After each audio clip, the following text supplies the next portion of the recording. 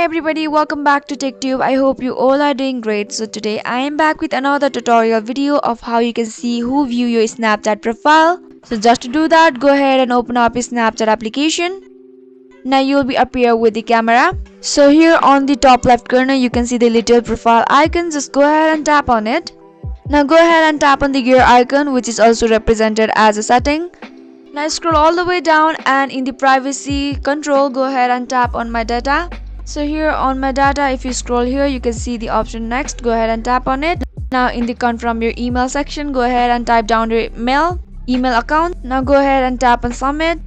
Now it will send you the data who viewed your profile or public profile or many more. So if you found the video to be helpful and informative, just go ahead and subscribe to our channel and also press the notification bell for more updates. I'll see you again in next video. Goodbye till then.